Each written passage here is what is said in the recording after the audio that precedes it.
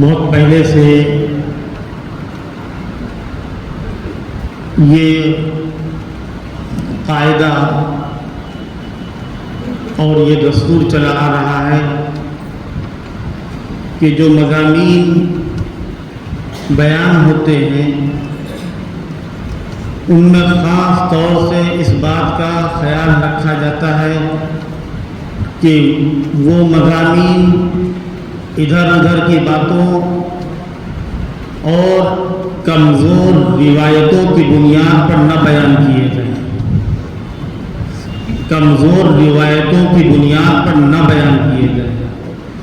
جو بھی بات بیان کی جائے وہ قرآن اور حدیث کی روشنی میں بیان کی جائے، وہ مسائل بیان ہو، ان موضوعات پر کلام ہو اور ایسی بحثیں اختیار کی جائیں کہ جس سے کسی کی دل آزاری نہ ہو، بلکہ حضرات علماء اکرام یہاں جو کچھ بھی بیان کرتے ہیں وہ بہت مثبت انداز میں، مدلل انداز میں، مستند انداز میں بیان کرتے ہیں۔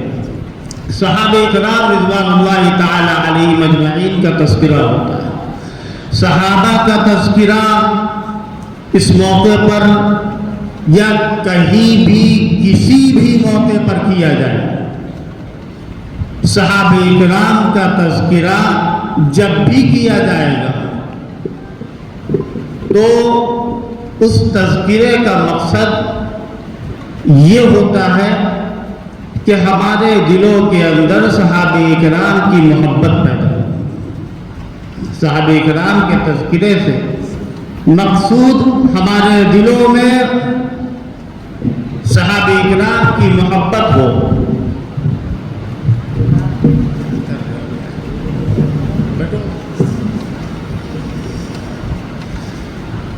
تو صحابہ اکرام رضوان اللہ تعالی علیہم اجمعین کی محبت، جب محبت اصحاب رسول ہوگی، حضور پاک صلی اللہ تعالی علیہ وسلم کے صحابہ کی محبت ہمارے دلوں کے اندر ہوگی تو اتباع رسول اور اتباع صحابہ کا جذبہ پیدا ہوگا، اور یہی مقصود ہے شریعت کا۔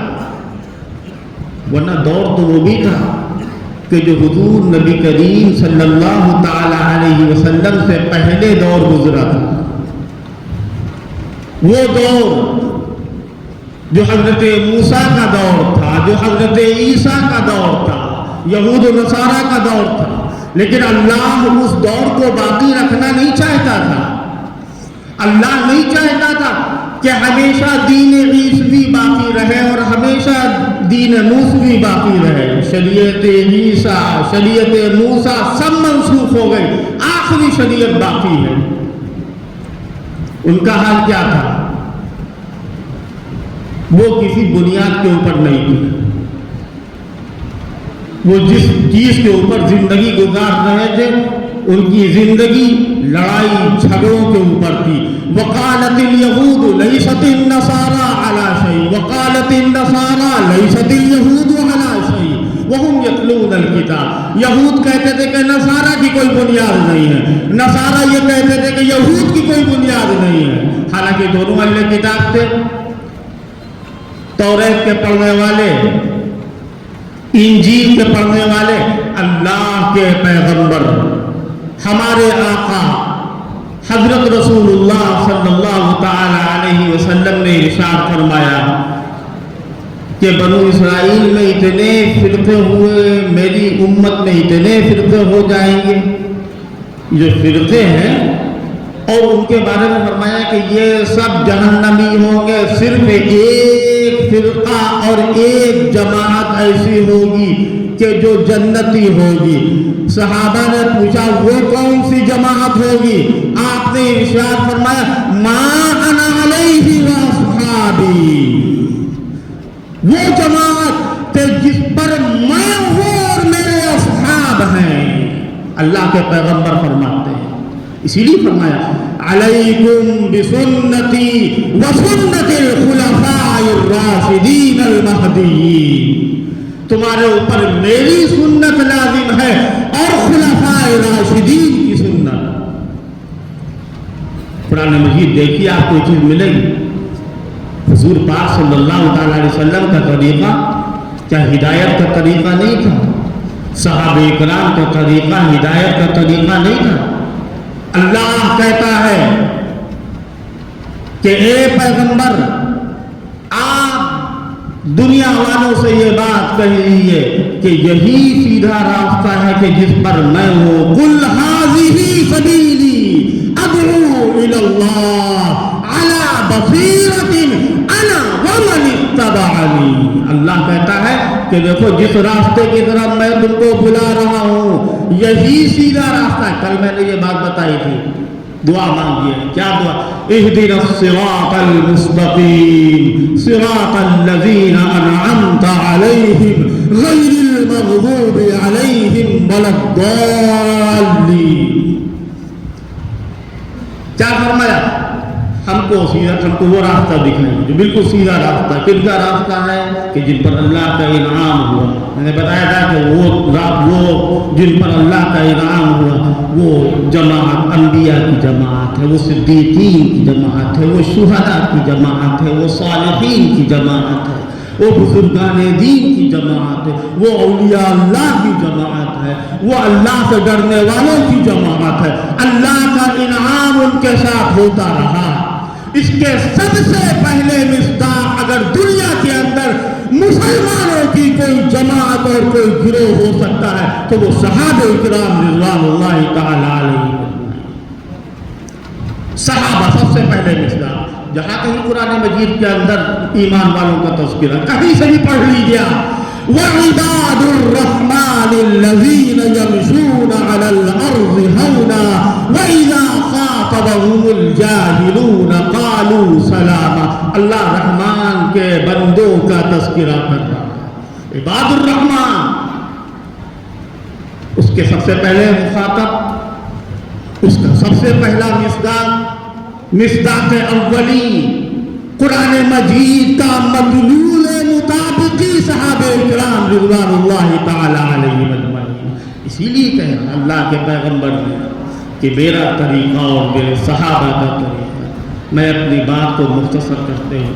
बस सबसे पहले आप हजरात से ये दरख्वास्त करता हूँ, दरख्वास्त ही करूँगा, कुछ और नहीं, कि जो हजरात बाहर खड़े हुए हैं वो बगैर किसी ताख़ीर के और बगैर किसी ऐलान के जल्दी से आए अंदर और हाल को पुर करे। जो जगह खाली हजरत तशरीफ लिया है, ये हजरत हैं और हजरत के साहिबजादे हजरत मौलाना सैयद अजहर मदनी, बहुत ज़ी इल्म, बहुत ही मकबूल पसंदीदा मुकर्रिर आलिम दीन, मुस्तनद आलिम और जानिशीन शेखुल इस्लाम, हम सबके मखदूम, हम सबके पेशवा और कायद हजरत मौलाना सैयद अरशद मदनी दामत बरकातुहुम के साहिबजादे, लायक साहिबजादे और उनके जानिशीन इस वक्त यहाँ मौजूद हैं। मैं बहुत ही अदब और एहतराम से, बड़े खुलूस और मोहब्बत से इनसे दरख्वास्त करता हूँ कि हजरत तशरीफ़ लाएँ और अपने फयूज़ व बरकात आम फरमाएँ। हजरत मौलाना सैयद अजहर मदनी।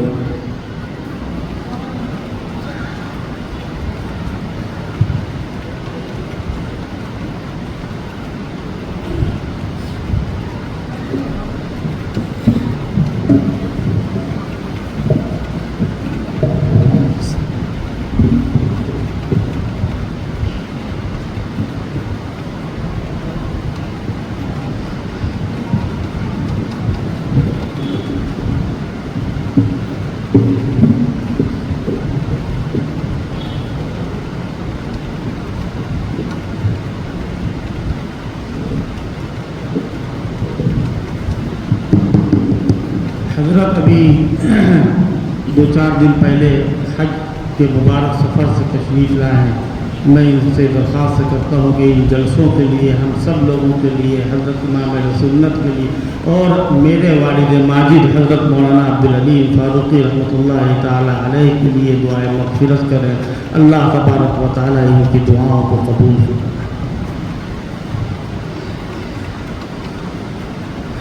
अल्हम्दुलिल्लाह नहमदुहु व नस्तईनुहु व नस्तगफिरुहु व नु'मिनु به ونتوكل عليه ونعوذ بالله من شرور أنفسنا ومن سيئات أعمالنا من يهده الله فلا مضل له ومن يضلله فلا هادي له ونشهد أن لا إله إلا الله وحده لا شريك له ونشهد أن سيدنا ومولانا محمدا عبده ورسوله وصلى الله تبارك وتعالى على خير خلقه محمد وعلى آله وأصحابه وأزواجه وذرياته وأهل بيته أجمعين.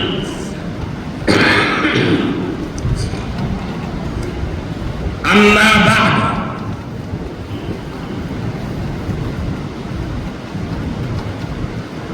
فقد قال الله تبارك وتعالى في القرآن المجيد: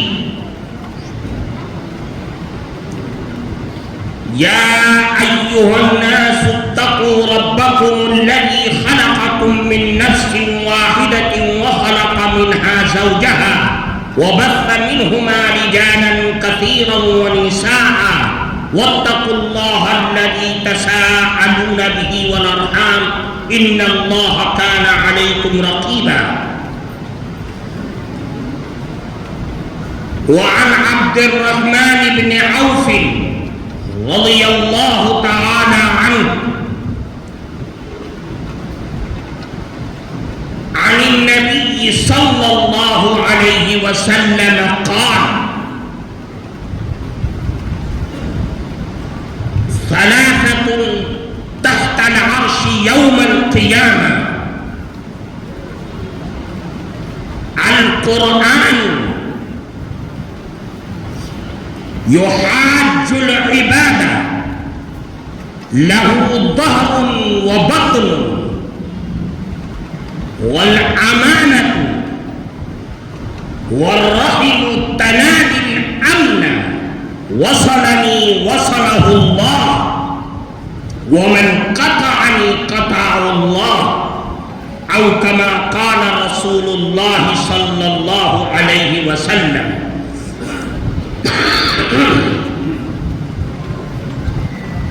محترم صدر جلسہ، حضرات علماء کرام اور اس عظیم الشان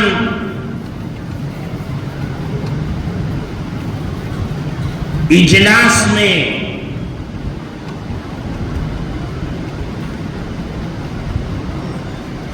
جس کی نسبت بڑی اونچی ہے،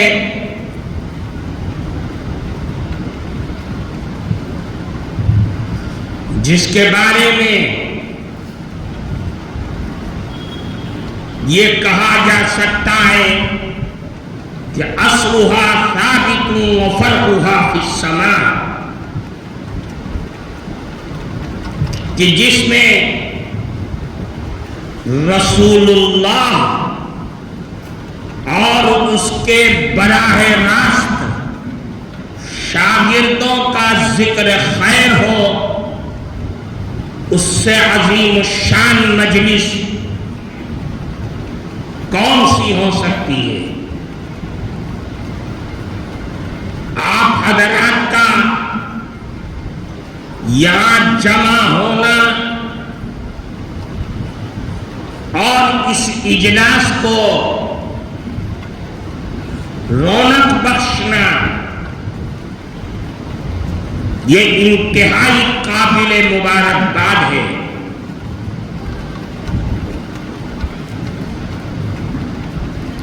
ہماری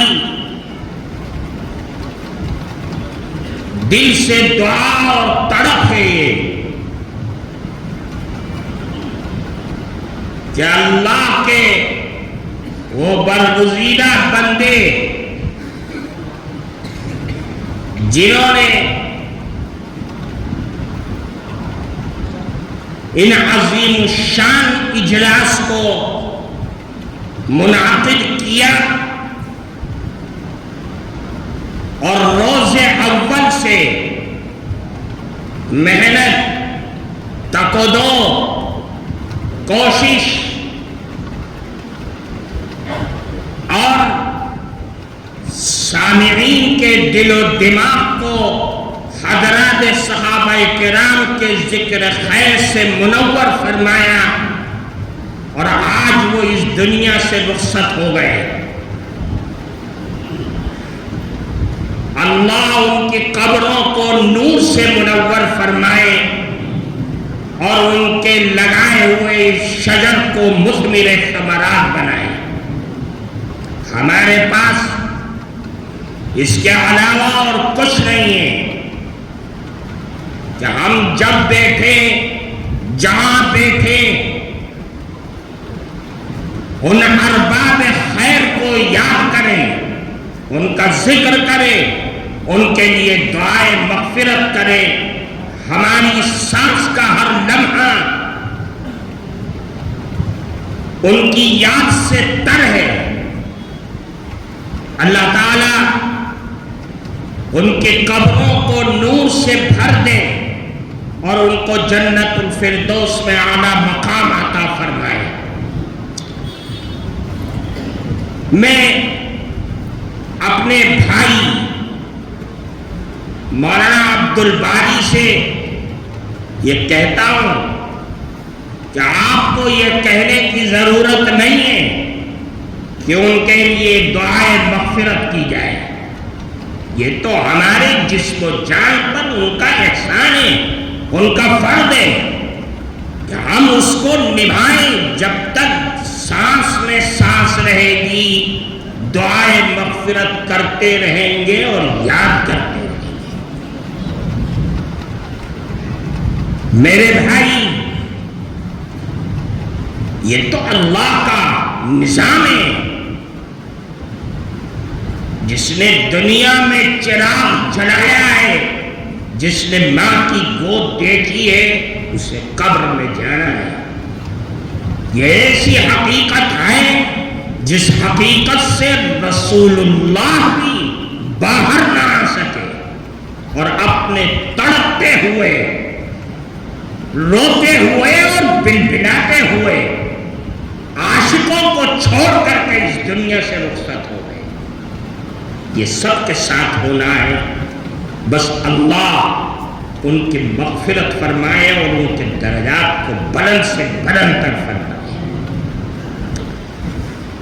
میں نے آپ کے سامنے قرآن کریم کی ایک آیت اور صحابی رسول حضرت عبد الرحمن بن عوف رضی اللہ تعالی عنہ کی ایک حدیث پڑھی ہے۔ یہ حدیث بڑی اہم ہے۔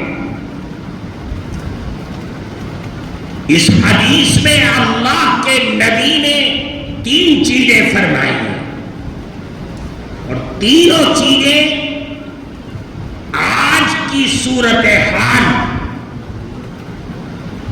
ہر مسلمان کی زندگی جس سے وابستہ ہے اور قیامت تک وابستہ رہنے والی ہے، اس کا ذکر کر دیا۔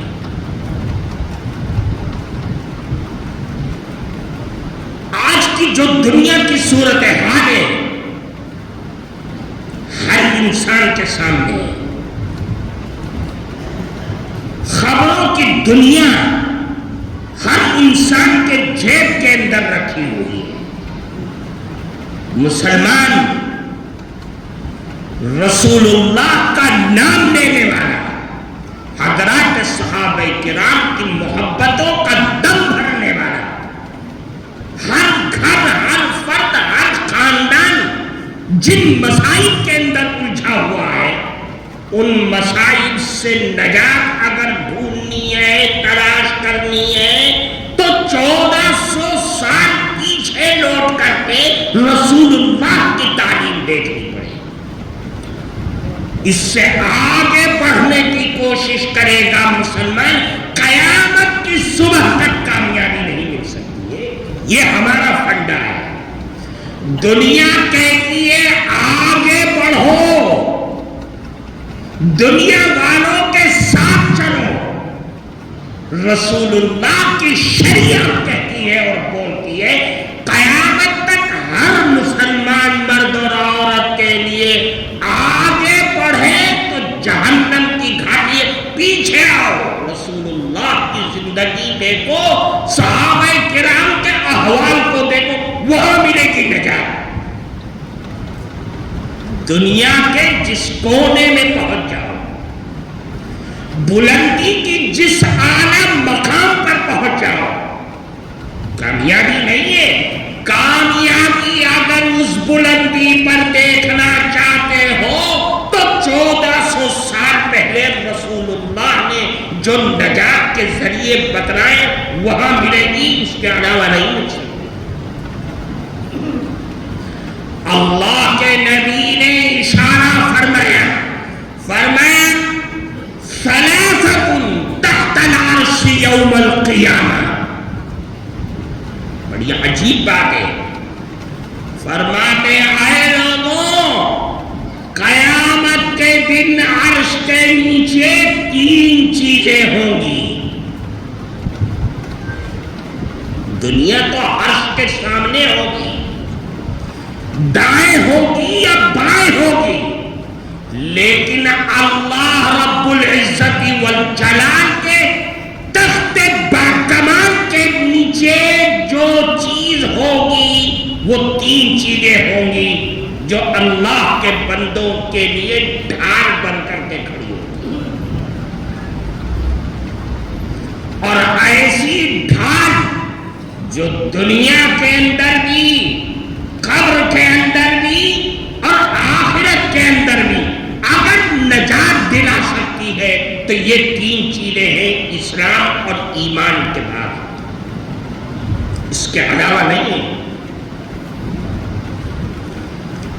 اللہ کے نبی نے تینوں چیزوں کو کھول کر کے فرما دیا کہ اے مسلمان، اگر اپنے گھر میں مصیبتوں سے چھٹکارا چاہتا ہے، اپنی زندگی کو باکمال بنانا چاہتا ہے، چین چاہتا ہے، سکون کسی مولوی کی تعویذ میں نہیں ہے، چاہے درد کی ٹھوکریں کھا لے۔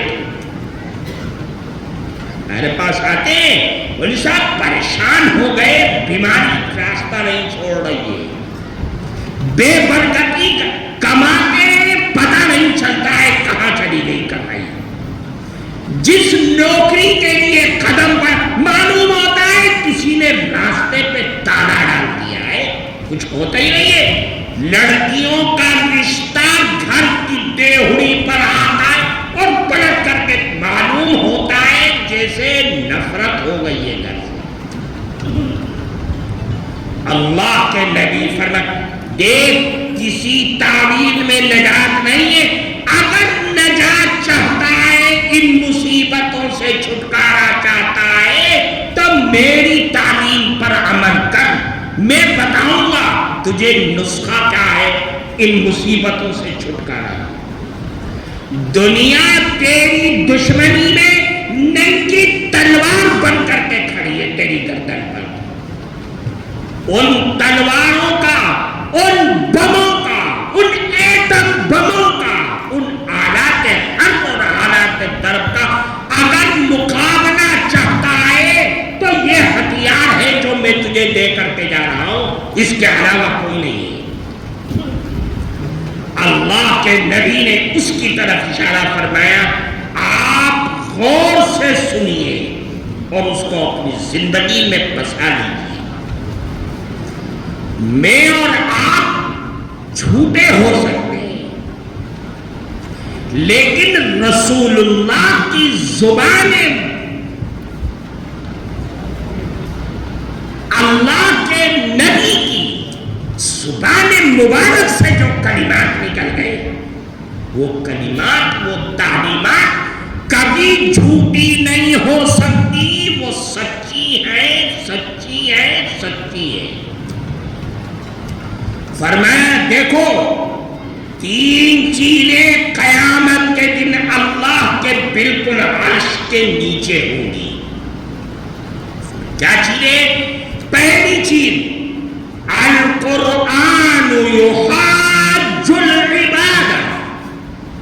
پہلا قرآن ہے. کیا کرے گا قرآن؟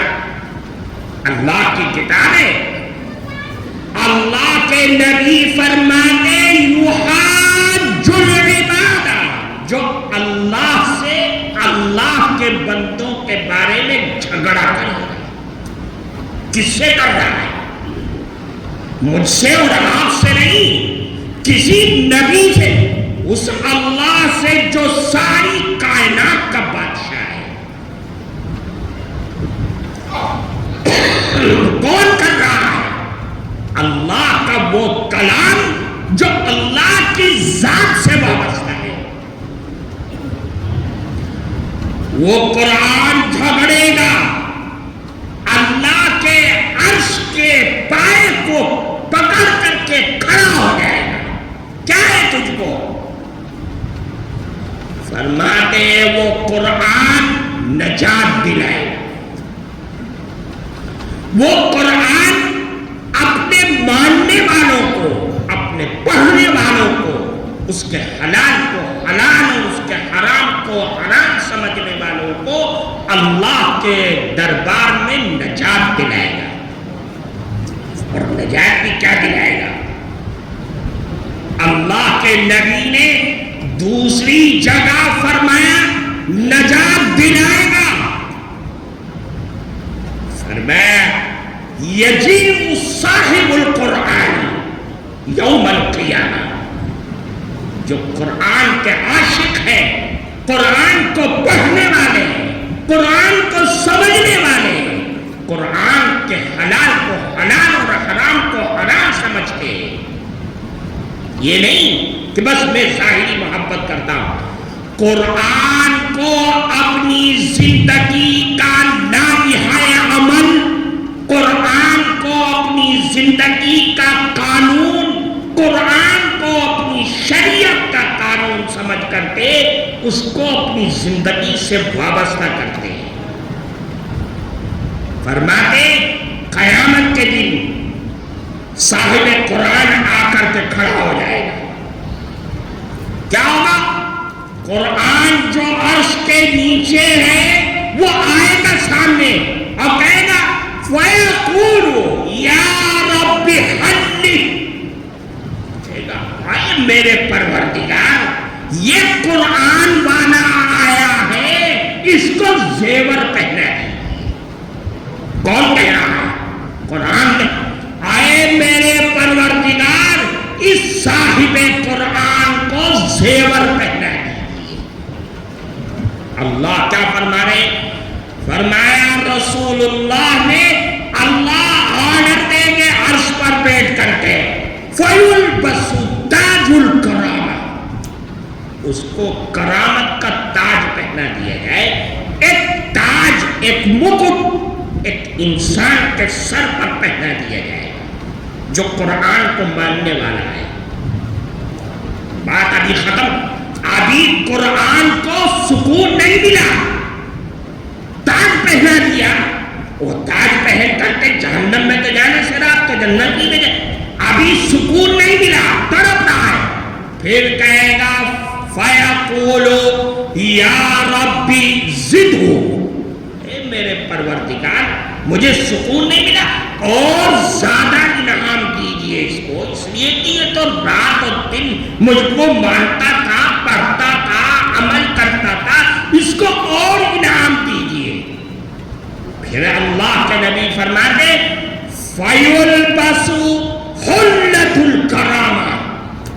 کہ اللہ اس کو کرامت، عزت و شرافت کی چادر اس کے اوپر ڈال دیں گے. تاج کا تعلق تو سر سے تھا، لیکن جب دوبارہ سفارش کی تو اللہ نے اس کے کاندھے پر، اس کے جسم پر ردائے کرامت کو ڈال دیا. ابھی سکون نہیں ملا، ابھی قرآن کو چین نہیں آیا. فرمایا پھر کہے گا قرآن اے پروردگار عالم یا ربی ارض عنہ. آپ نے تاج تو پہنا دیا, چادر بھی پہنا دیا, ایک چیز باقی ہے, اے میرے اللہ آپ اس صاحب قرآن سے راضی بھی ہو جائیے. ارض عنہ. پھر فرماتے ہیں اللہ نے فَيَرْضَى عَنْهُ, اللہ ٹالے گے نہیں, کہیں گے اللہ پھر اس سے راضی ہو جائیں گے, راضی ہونے کا اعلان کریں گے. اللہ یہ نہیں کہتے میں اس سے راضی ہو گیا چلو تمہاری بات مان لی, نہیں, راضی ہونے کا انعام ہے. وہ انعام کیا ہے؟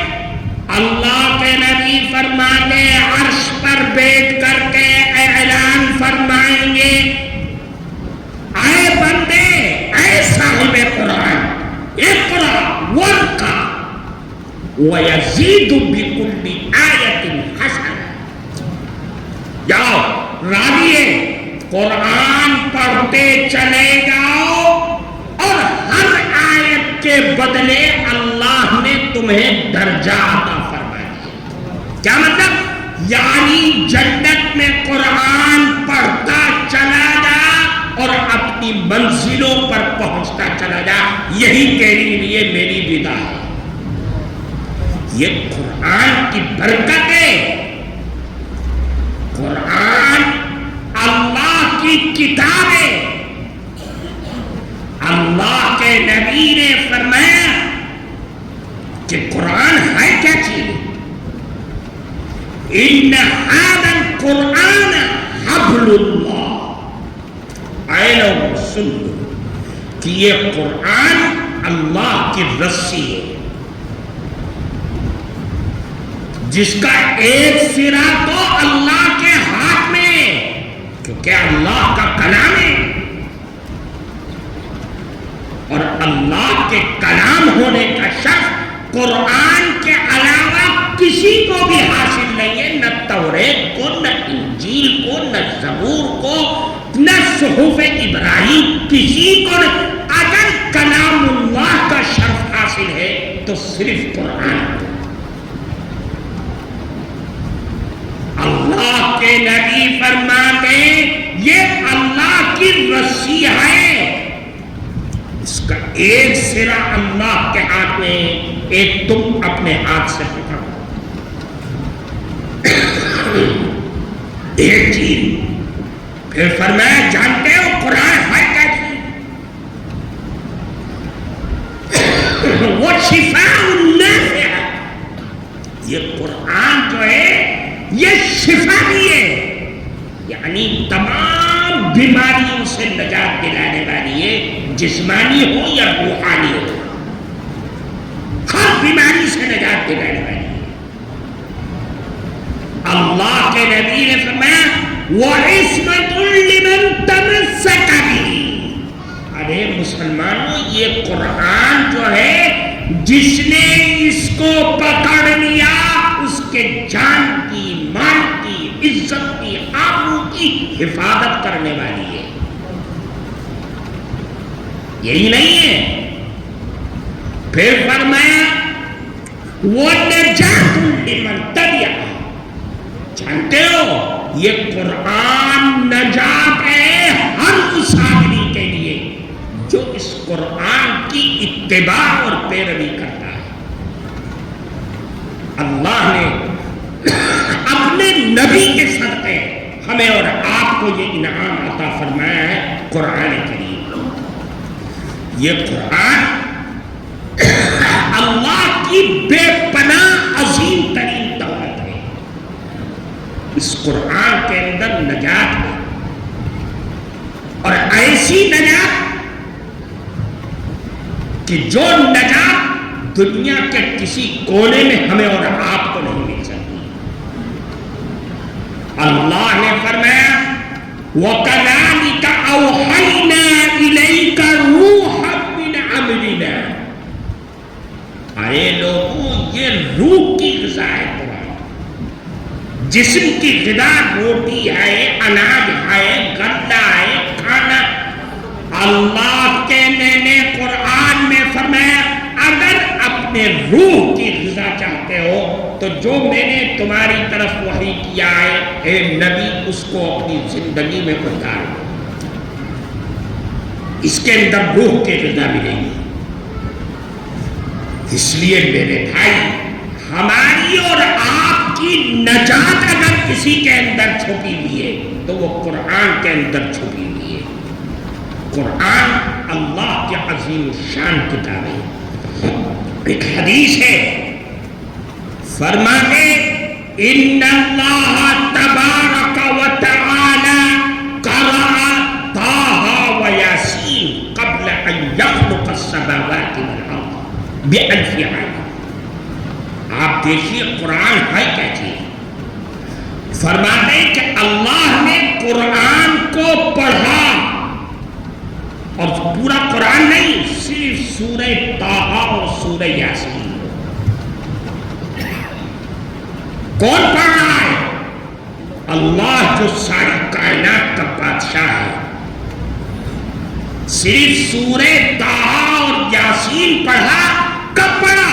قبل ان یخلق السماوات والارض بألف عام. آسمان و زمین کو پیدا کرنے سے 1000 سال پہلے. نہ دنیا ہے نہ آسمان کی یہ چھٹیں. اللہ ہے اور سننے والے کون ہیں؟ فرشتے ہیں. فرشتوں نے جب سنا کہ اللہ قرآن کی تلاوت فرما رہے ہیں تو فرشتوں کے دل کے اندر ایک عجیب کیفیت پیدا ہوگی. ہم لوگ کے اندر پیدا ہوتی ہے اگر یہاں بیٹھ کر کوئی اچھا قاری تلاوت کرتا ہے تو سب سبحان اللہ اور الحمدللہ سے جھوم جاتے ہیں. اور وہ تو اللہ تلاوت کر رہے ہیں. جب اللہ تلاوت کر چکے تو فرشتوں کے اب مبارکبادی کا سلسلہ شروع ہوا. فرماتے کہ فرشتوں نے 3 جملے فرمائے. فرمایا طوبی لأمۃ تنزل ھذا علیہا. کتنی خوش نصیب امت ہوگی کہ اللہ رب العزت والجلال جس پر یہ قرآن اتارے. وہ امت کون ہے؟ ہم اور آپ ہیں. رسول اللہ کے صدقے حضرات صحابہ کرام کے واسطے اور ذریعے سے یہ قرآن ہم تک پہنچا ہے. اس سے بہترین امت اور کون ہو سکتی ہے جس پہ رشک کر رہے ہیں صحابہ حضرات فرشتے ملائکہ. فرشتے رشک کر رہے ہیں. فرشتوں کو نہیں دیا گیا قرآن. فرشتے کہہ رہے ہیں کتنی خوش نصیب امت ہوگی جس پر اللہ اپنا یہ قرآن اتارے گا. پھر فرمایا وَطُوبَى لِأَلْسِنَةٍ تَتَكَلَّمُ بِهَا. کتنی خوش نصیب زبان ہوگی جس زبان سے اللہ تبارک و تعالی اپنا یہ کلام پڑھوائیں گے. کتنی خوش نصیب. آج ہمارے بچے جوان بچیاں بوڑھے مرد اور قرآن کو کھولتے اور اپنی زبان سے پڑھنا شروع کر دیتے. ایک سورت سے دوسری سورت دوسری سے بلا تکلف پڑھتے. یہ کلام اللہ کا ہے. اللہ کا کلام جب پڑھنے کے لیے بیٹھتا ہے تو رحمت اللہ کی متوجہ ہوتی ہے. اللہ کے کلام کو ہم اپنی گندی زبان سے پڑھتے ہیں ورنہ اللہ کا کلام اور ہم اپنی زبان ناممکن ہے کسی انسان کی قدرت میں رہے گی. لیکن اللہ نے اپنے کلام کو ایسا آسان فرما دیا ہے کہ انسان زبان چلاتا ہے اور پھڑا پر پڑھنے لگتا ہے کہ دنیا کے کسی کونے کا. پھر فرمایا تیسری چیز فرمایا وَطُوبَى لِأَجْوَافٍ تَحْمِلُ هَذَا. کتنے خوش نصیب دل ہوں گے جس دل میں اللہ تعالیٰ اپنا یہ کلام محفوظ کرے گا. آج دیکھ لیے چھوٹے چھوٹے بچے پورا قرآن حفظ کیے ہوئے بیٹھے ہوئے ہیں اور یہ اعلان کر رہے ہیں جلا دو سارے مکتبے اور سارے قرآن کو. اے دنیا کے دشمنوں، سارا قرآن دنیا سے، لیکن میرے سینے میں جو قرآن موجود ہے اسے تم کیسے جلا کر ہلاک کرو گے؟ دنیا کی ساری زمین سے قرآن کو مٹا دو، اپنے دل کے پھپولے پھوڑ دو، نکال دو ساری نفرتیں. لیکن اللہ نے جو قرآن کی حفاظت کا وعدہ کیا ہے، ان بچوں کے سینے میں قرآن کو رکھ کر کے اِنَّا نَحْنُ نَزَّلْنَا الذِّكْرَ وَإِنَّا لَهُ لَحَافِظُونَ. یہاں سے قرآن کو کیسے ختم کرو گے؟ تم آیات کو تبدیل کر دو، آیات کے زبر اور زیر کو ادھر سے ادھر کر دو. اگر تم مصلی پر کھڑے ہو کر کے کوئی ایسا بددماغ انسان قرآن کو پڑھے گا، میرا بچہ کھڑا ہو کر کے میری قوم کا بچہ کہے گا غلط پڑھ رہا ہے، تو نے زبر زیر کی غلطی کیا ہے، تو نے آیات کو ادھر، کیونکہ میرے سینے میں جو قرآن موجود ہے وہ رسول اللہ کا لایا ہوا قرآن ہے. اللہ نے اس قرآن کو اتنا آسان فرما دیا. پھر فرمایا آئے لوگوں، اس قرآن کی خاصیت ہے. کیا خاصیت ہے؟ کہ اللہ کے نبی نے فرمایا کہ الا انہا ستکون فتنہ، قیامت سے پہلے فتنے آئیں گے. اور آج ہے فتنوں کا زمانہ. جدھر دیکھو آنکھ اٹھا کر کے دنیا ایک کام پر لگی ہوئی ہے. جو لوگ ایک مندر میں جمع نہیں ہو سکتے تھے، ایک تھالی میں کھانا نہیں کھا سکتے، جو قوم ایک دوسرے کے سامنے بیٹھ نہیں سکتی، آج وہ ایک نقطے پر جمع ہو گئے کہ اسلام اور مسلمانوں کو کیسے نقصان پہنچائے. سب جمع ہو گئے. اللہ کے نبی نے فرمایا یہ فتنہ آئے گا.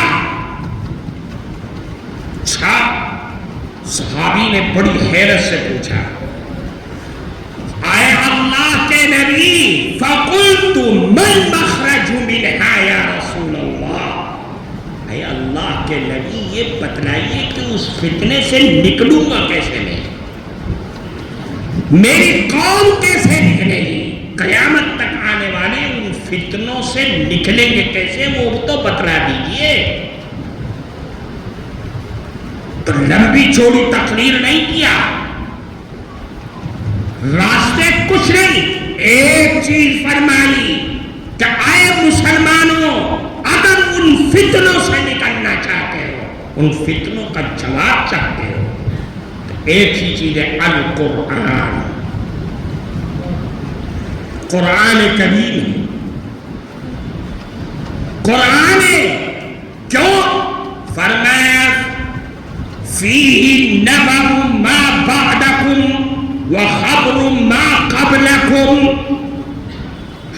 اس میں تو تمہارے سے پہلے جو لوگ حضرت آدم سے لے کر کے رسول اللہ تک جتنے حادثات اور واقعات پیش آئے، قرآن اس کی طرف رہنمائی کر رہا ہے.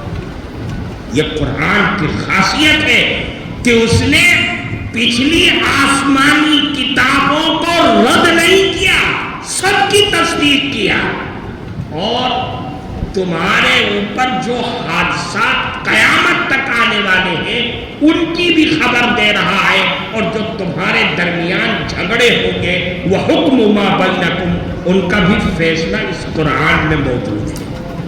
تو اتنی عظیم الشان کتاب جو مجھ کو اور میری نسلوں کو نجات دلانے والی ہے، اس کتاب سے اپنی ذات کو وابستہ کرنا، یہ آج آپ کا میسج ہے۔ اس قرآن سے بے راہ روی، اس کے حالات اور اس کے بھیانک حالات آج ہمارے سامنے ہیں۔ ارتداد کی لہر بڑھتی چلی جا رہی ہے۔ کیوں؟ ہم نے اپنی اولاد کو قرآن سے دلچسپی نہیں پیدا کیا۔ آج وہ قرآن سے دور ہے، اور جو قرآن پڑھ رہے ہیں تو قرآن تو عربی میں، میں اردو پڑھنا نہیں جانتا، میں عربی نہیں جانتا، میں انگلش نہیں۔ تم M A, B A, doctor, MBBS، BOMS، engineer سب بن گئے، لیکن قرآن کو سمجھنے کے لیے تمہارے پاس کوئی ڈگری نہیں ہے۔ یہ میری قوم کی محرومی ہے۔ اس لیے آپ کل قیامت کے دن کھڑے ہو کر کے قرآن سے یہ نہیں کہہ سکتے میں کیسے پڑھتا، میں تو مدرسے گیا نہیں۔ ارے تو نے ڈگریوں پہ ڈگریاں دی ہیں، لیکن قرآن سے تو نے اپنا تعلق کو قائم نہ کر سکا، تو اس سے زیادہ بدنصیب تو کوئی ہو نہیں سکتا ہے۔ اس لیے میرے بھائیوں، ہم جہاں رہے، جس حال میں رہے، قرآن کو زندہ رکھیں۔ قرآن دیکھو، یاد رکھو، قرآن قیامت تک رہنے والا ہے۔ قرآن کو دنیا برباد ہو گئی اس کے ختم کرنے کے چکر میں۔ قرآن جیسے اترا تھا ویسے ہی آج بھی ہے، اور یاد رکھو جو قوم اس قرآن سے وابستہ ہوگی وہ قوم بھی زندہ رہے گی، ختم نہیں ہو سکتی۔ دیکھ لو حالات کو دیکھو، روس اور افغانستان کے ان پہاڑیوں کو دیکھو جہاں اسلام بھی زندہ ہے اور مسلمان بھی زندہ ہے۔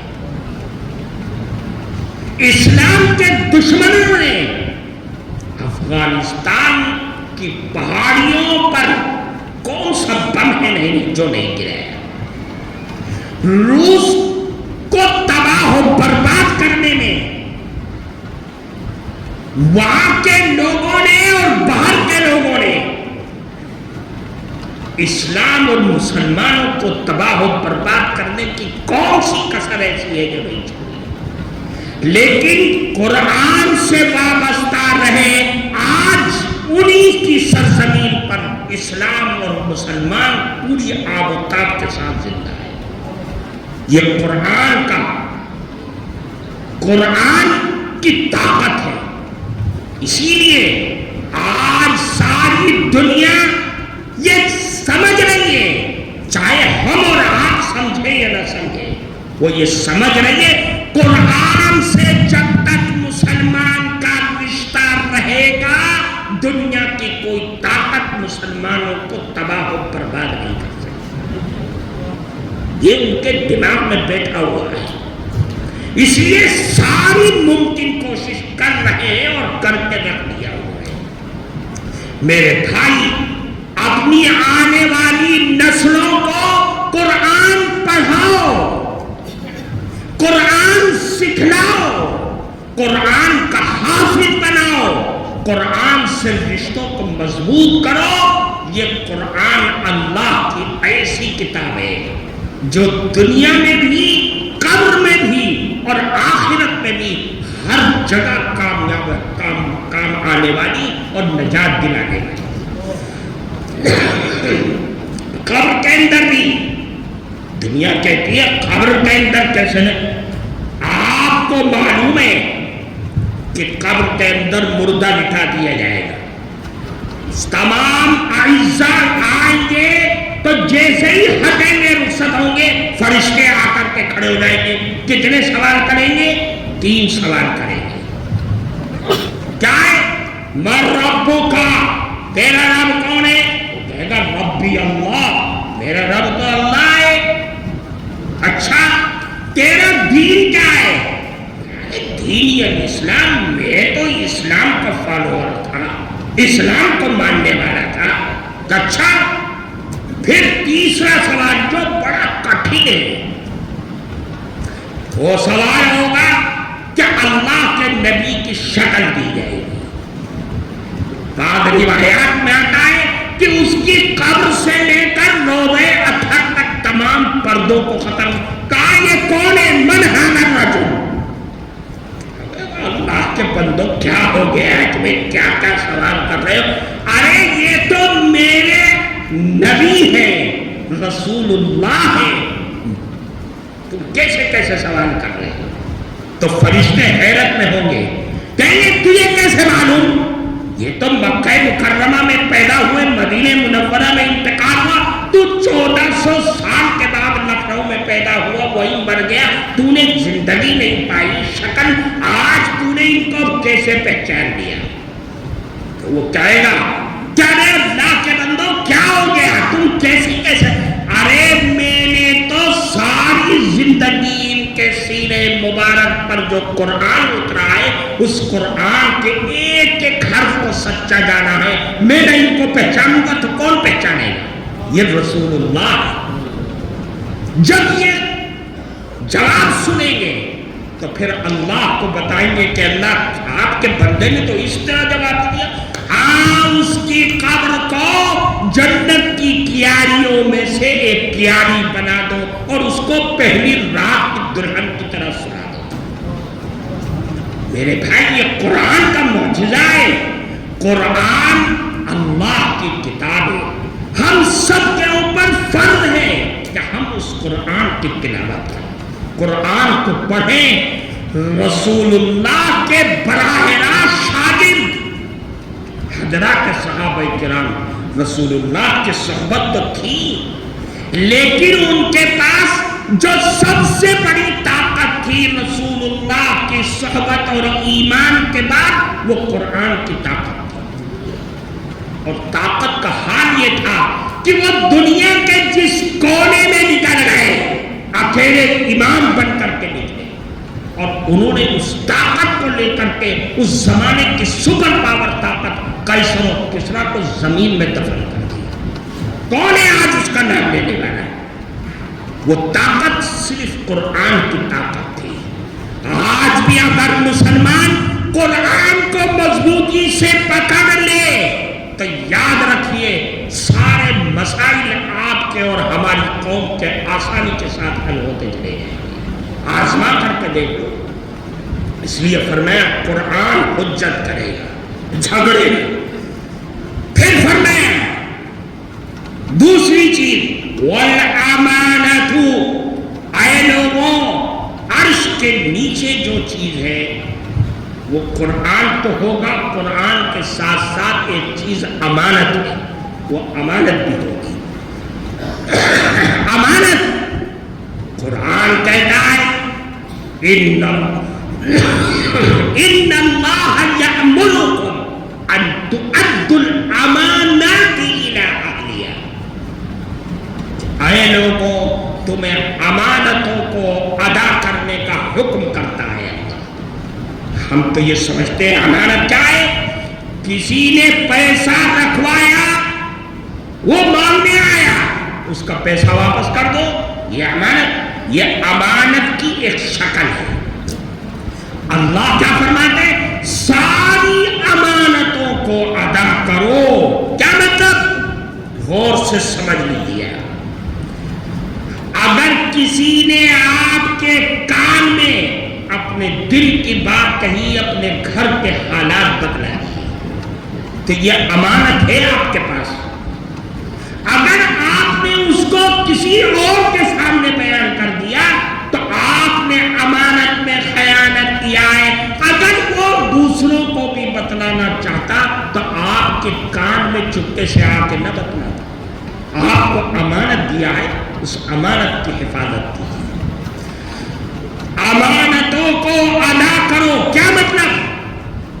اگر کسی نے آپ سے اپنا مشورہ لیا یا چند آدمیوں انہوں نے مشورہ کیا ہے، اگر آپ نے اس مشورے کی باتوں اور فیصلے کو بغیر کمیٹی کے اجازت کے آپ نے باہر جا کر کے بتلا دیا، آپ نے امانت میں خیانت کر دیا۔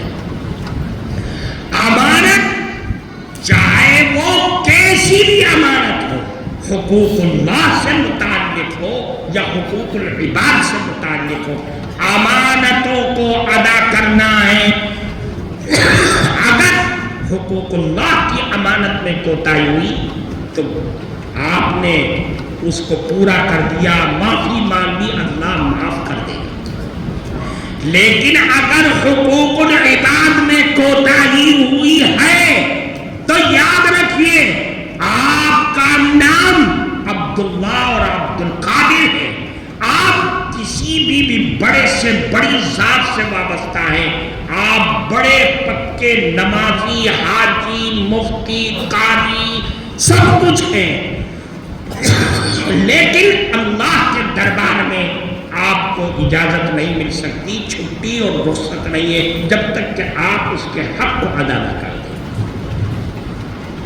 آپ حق ادا کرنے کا دو ہی راستہ ہے، وہ راستہ چاہے وہ سمجھ لو، وہ راستہ یہ ہے کہ دنیا میں جس کا حق لیا ہے مرنے سے پہلے اس کا حق دے دو، ایک راستہ۔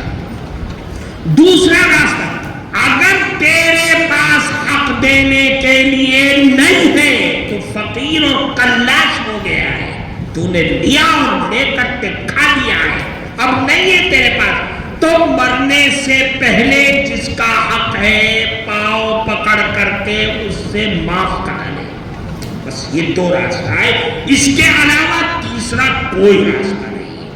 چاہے تو سجدوں پہ سجدے کر لے، حج پر حج کر لے، لیکن وہ معاف نہیں ہو سکتا چاہے کعبۃ اللہ کے پردے پکڑ کر کے معاف ہو، جب تک کہ صاحب حق معاف نہیں کرے۔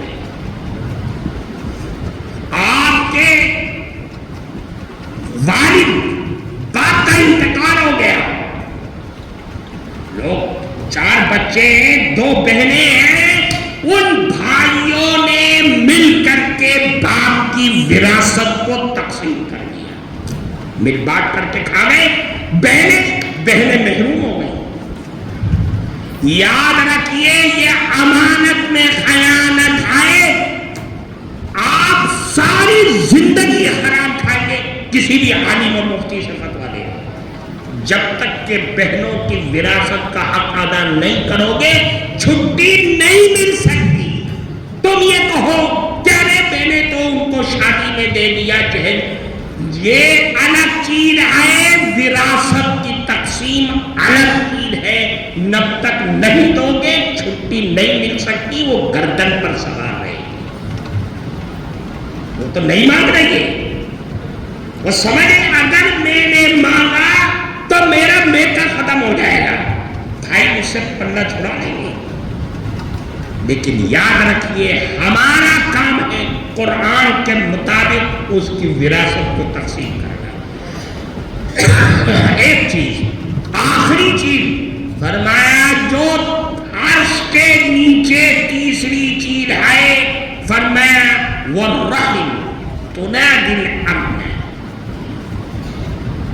وہ کیا ہے؟ صلہ رحمی، رشتہ داریوں کو نبھانا، بھائی کو بھائی، چچا، بھتیجے، رشتہ دار، ماموں، مامودار، ان تمام رشتہ داریوں کو نبھانا، یہ ہے رحم۔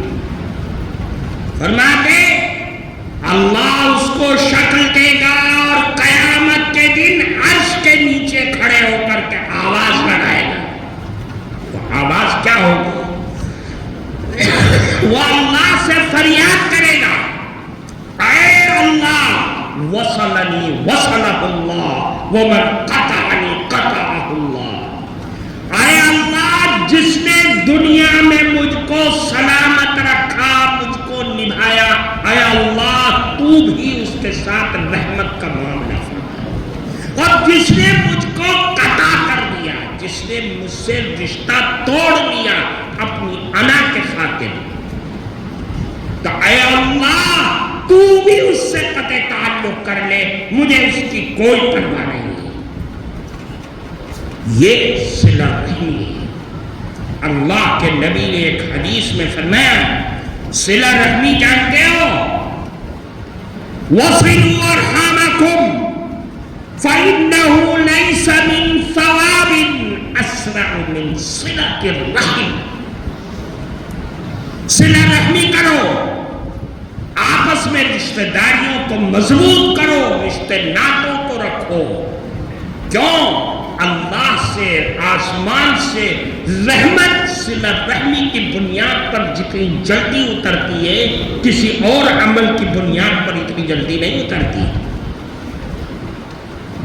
پھر فرمایا وَإِيَّاكُمْ وَالْبَغْيَ فَإِنَّهُ لَيْسَ مِنْ عُقُوبَةٍ إِلَّا عُقُوبَةَ بَغْيٍ۔ اے لوگوں، قطع تعلق سے بچو، آپس میں نفرت سے بچو۔ کیوں؟ اس لیے کہ اللہ کا عذاب نفرتوں کی بنیاد پر جتنی جلدی زمین پر اترتا ہے، کسی اور عمل کی بنیاد پر نہیں اترتا ہے۔ اس لیے میرے بھائی، یہ تین چیزیں ہیں، ہمیں ان تین چیزوں کو اپنے پلو سے باندھ کر کے اپنی زندگی میں پیدا کر کے اپنی آنے والی نسلوں کی زندگیوں میں ڈال دینا، اور یہ بسا دینا، ان کے مائنڈ کو یہ باور کرانا کہ دیکھ تیری نجات اگر ہے تو اس قرآن کے اندر ہے، اس کے علاوہ تیری نجات کسی میں نہیں ہے۔ قرآن پر مصیبت آئی، قرآن پر دیکھ قرآن کیا کہہ رہا ہے، قرآن کو سمجھ، قرآن کو سمجھ، اور سمجھ کر کے جو رسول اللہ اور صحابہ کا جو طریقہ تفہیم سمجھانے کا جو تشریح کیے، اس کو دیکھو اور اس پر عمل کرنے کی کوشش کرو، یہ زندگی کے لیے نجات کا ذریعہ ہے۔ میرے بھائی، اللہ تعالی ہم سب کو اس پر عمل کی توفیق عطا فرمائے، اور ہم سب کو قرآن کا پڑھنے پڑھانے والا، قرآن کا عاشق بنا دے۔ قرآن کی عظمت میں، قرآن کے مفاد میں، قرآن کی رحمت، اللہ نے کہ نبی نے جتنی حدیثیں فرمائی ہیں، اگر اس کو بیان کیا جائے تو رات کا دن بھی ناکافی ہو جائے۔ لیکن یہ چیز جو میں نے آپ کے سامنے رکھی ہے، یہ آج کے حالات کو دیکھتے ہوئے جو ہمارے اندر کے حالات ہیں، ہماری زندگی کے مسائل ہیں، جو مصیبت میں ہم گرفتار ہیں، اس مصیبت سے نجات دلانے کے لیے قرآن سب سے بڑا ذریعہ ہے، سب سے بڑا ہتھیار ہے، اور سب سے بڑی طاقتور چیز ہے۔ اللہ تعالی ہم سب کو اس پر عمل کرنے کی توفیق عطا فرمائے، اور قرآن کا حقیقی سچا عاشق ہم سب کو بنائے۔ وآخر دعوانا الحمدللہ۔ آپ حضرات تشریف رکھیے، ابھی حضرت سے میں درخواست کروں گا، دعا کرائیں گے۔ دعا سے پہلے بہت ضروری اعلان یہ کرنا ہے، میں نے کل کہا تھا کہ کل حضرت مولانا محمد یامین صاحب کا بیان ہے، لیکن کسی وجہ سے یہ تاریخ ان کی بدلی گئی، اور کل انشاءاللہ حضرت مولانا عبدالسبحان صاحب ندوی بھٹکلی تشریف لائیں گے، اور پرسوں انشاءاللہ حضرت مولانا سید اشہد رشیدی۔ یہ دو بہت اہم تقریریں ہیں، اپنے اپنے علاقوں میں اس کا اعلان کیا جائے، اور حضرت نے جو کچھ فرمایا ہے اس میں کسی بھی قسم کے تبصرے کی ضرورت نہیں ہے، عمل کی ضرورت ہے۔ قرآن مجید کے تعلق سے جو کچھ بھی حضرت کی نصیحتیں ہیں، حدیث کی روشنی میں بہت کام کی اور ضروری اور اہم باتیں ہمارے سامنے آئی ہیں۔ اللہ پاک ہم سب کو اس پر عمل کی توفیق نصیب فرما دے۔ حضرت دعا کرائیں۔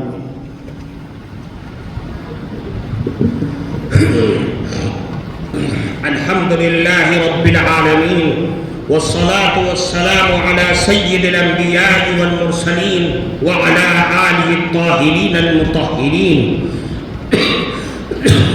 اے اللہ، ہم گواہی دیتے ہیں کہ آپ ہی اللہ ہیں، آپ کا کوئی شریک اور ساجی نہیں۔ اے اللہ آپ ساری کائنات کے بادشاہ ہیں، اے اللہ آپ بادشاہوں کے بھی بادشاہ ہیں۔ اے اللہ ہمارا ایمان ہے کہ آپ ہمیشہ سے زندہ ہیں اور ہمیشہ رہنے والے ہیں۔ اے اللہ آپ جیسا اللہ کوئی نہیں ہے۔ اے اللہ آپ قادر مطلق ہیں۔ اے الہ العالمین آپ کسی کے محتاج نہیں، ساری دنیا آپ کی محتاج ہے۔ اے اللہ آپ ساری حمد و ثنا کے لائق ہیں۔ اے اللہ آپ سارے کمالات کے مالک ہیں۔ اے اللہ سارے کمالات، ساری حمد و ثنا، اے اللہ آپ کی اپنی خانہ سان ہے، کسی انسان اور کسی مخلوق کا اس میں کوئی دخل نہیں ہے۔ اے اللہ آپ ارحم الراحمین ہیں، اکرم الاکرمین ہیں۔ اے الہ العالمین آپ سے زیادہ فضل و کرم کرنے والا کوئی نہیں۔ اے اللہ آپ نے ہم سب پر انعام فرمایا۔ اے اللہ آقا نامدار سرکار مدینہ صلی اللہ علیہ وسلم کا امتی بنایا، ہم سب کو ان کا غلام بنایا۔ اے اللہ ہمارا ایمان ہے کہ تمام انبیاء کرام نے تیری دعوت کو کما حق ہو دنیا والوں کو پہنچایا۔ اے اللہ ہم سب کی طرف سے رسول اللہ کو بہترین بدلہ عطا فرما۔ جز اللہ عنا محمد ما هو اہلہ صلی اللہ علیہ وسلم۔ اے الہ العالمین آپ غفار الذنوب ہیں، ستار العیوب ہیں۔ اے اللہ ہم سب کے گناہوں کو اپنی دریائے رحمت سے معاف فرما۔ اے اللہ ہر شر سے ہم سب کی حفاظت فرما دے۔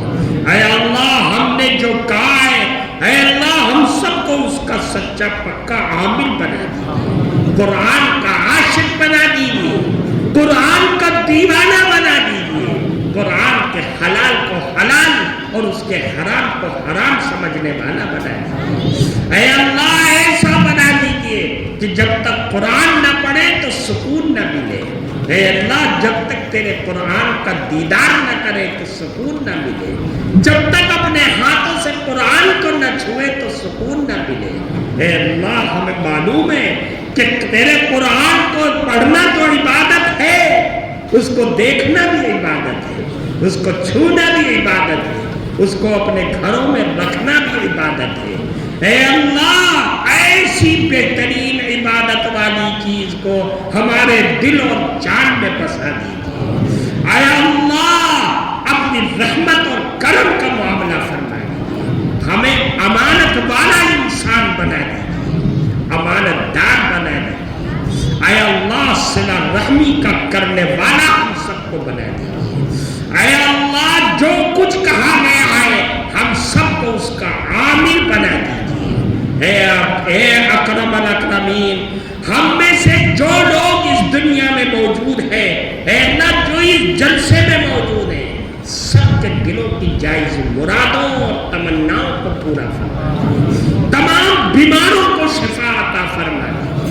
اے اللہ ہم سے بہت سے لوگوں نے دعاؤں کے لیے کہا ہے، سب کے دلوں کی جائز مرادوں اور تمناؤں کو پورا فرما۔ اے اللہ جہاں بھی تیرے نام لیوا، تیرے نبی کے ماننے والے دنیا میں موجود ہیں، اے اللہ ان کو ظالم اور مظلوم بننے سے بچائے۔ اے اللہ فلسطین کے مسلمانوں کی نصرت اور مدد فرمائے، ان کے لیے دروازوں کو کھول دیجئے، ان کے اوپر ظلم کرنے والوں کو نیست و نابود فرمائے۔ اے اللہ بلاد عرب کی حفاظت فرمائے، حرمین کی حفاظت فرما دیجیے۔ اے اللہ اپنی رحمت سے ہم سب کو نواز دیجیے۔ اے اللہ ہمارے اس ملک کی حفاظت فرما دیجیے، ملک کے اندر پیار اور محبتوں کو زندہ فرما دیجیے۔ اے اللہ پھر سے اس ملک کو سونے کی چڑیا بنا دیجیے۔ اے اللہ اپنی رحمت سے نواز دیجیے۔ اے اللہ جو ظلم و ستم کا شکار ہے، ناجائز پھنسے ہوئے ہیں، اے اللہ انہیں باعزت بری فرما دیجیے۔ اے اللہ اپنی رحمت اور کرم سے نواز دیجیے۔ اے اللہ ہم سے بہت سے لوگوں نے دعاؤں کے لیے کہا ہے اے اللہ سب کی جائز ضرورتوں کو پورا فرما دیجیے، اے اللہ اس چمن کی حفاظت فرما دیجیے، اے اللہ ان جلسوں کی حفاظت فرما دیجیے جس کے نام سے ہم یہاں پر جمع ہوتے ہیں، اے اللہ تیرے دین کی چند باتیں کہہ کر کے اپنے ایمان کو تازہ کرتے ہیں، اے اللہ ان جلسوں کی ان تمام تحریکوں کی اے اللہ حفاظت فرما دیجیے، جن لوگوں نے اس کی قیادت کیا ہے اور آج وہ دنیا سے چلے گئے، اے اللہ ان سب کی قبروں کو نور سے بھر دیجیے، اے اللہ کل تک اس